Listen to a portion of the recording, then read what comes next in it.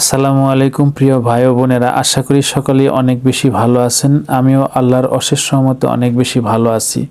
আজকে একটি বিষয় নিয়ে আলোচনা করব। এখানে ছবিতে দেখতে পাচ্ছেন কিছু ছোট পেঁপে গাছ আছে, আবার একটু বড় গাছ আছে। আবার ছোট গাছটির মধ্যে দেখেন কত সুন্দর পেঁপে ধরেছে।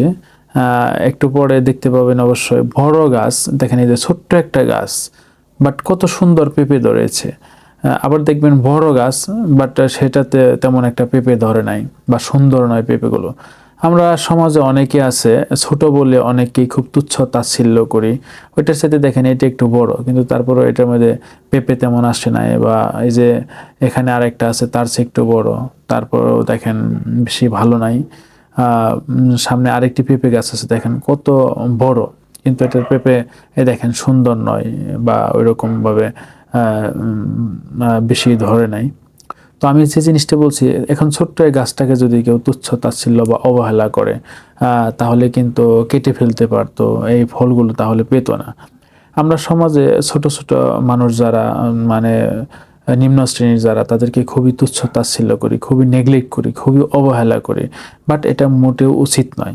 Sometimes even the weak can help the strong. মনে রাখবেন, মাঝে মাঝে দুর্বলরাও সবলদের সাহায্য করতে পারে। আপনারা সিংহ ইঁদুরের গল্পটা অবশ্যই শুনেছেন। ইঁদুরটা দেখেন কত বড় একটা সিংহকে খুবই চমৎকারভাবে হেল্প করে, অথচ সিংহটা ভাবছিল যে তুমি ক্ষুদ্র একটা প্রাণী, তুমি আমাকে কিভাবে সহযোগিতা করবে, এটা কিভাবে পসিবল, এটা কখনো কোনো দিনও সম্ভব না, তুমি আমার কখনো কোনো দিন কাজে আসবে না।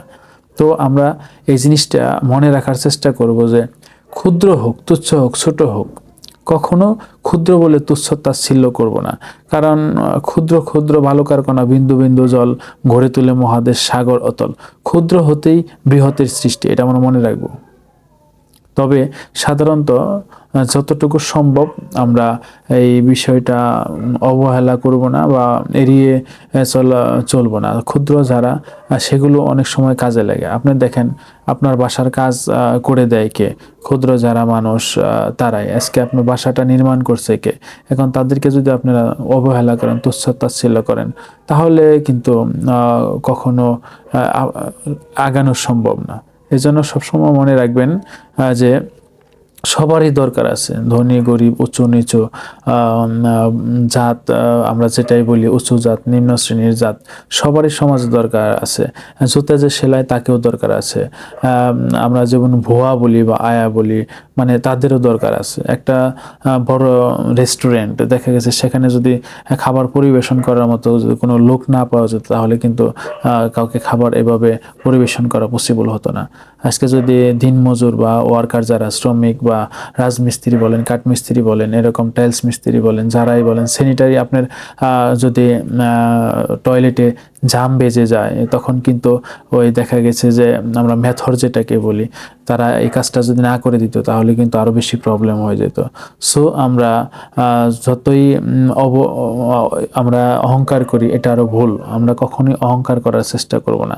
আমরা সকলেই মানুষ, সৃষ্টিকর্তা মানুষকে সৃষ্টি করেছেন খুবই চমৎকারভাবে, কাউকে ছোট করে, একটু বড় করে। আবার কেউ সুন্দর, কেউ একটু বিশ্রী বা কালো, কিন্তু তাকে আমরা কখনো কোনো সময় অবহেলা করব না। আমরা মানুষকে ভালোবাসবো, কারণ মানব সেবায় পরম ধর্ম। আর সৃষ্টিকে ভালোবাসলেই স্রষ্টার সান্নিধ্য লাভ করা যায়। আশা করি আমি যতটুকু বলেছি, যদি ভুল ত্রুটি হয় ক্ষমার সুন্দর দৃষ্টিতে দেখবেন। সকলে অনেক বেশি ভালো থাকবেন। আসসালামু আলাইকুম।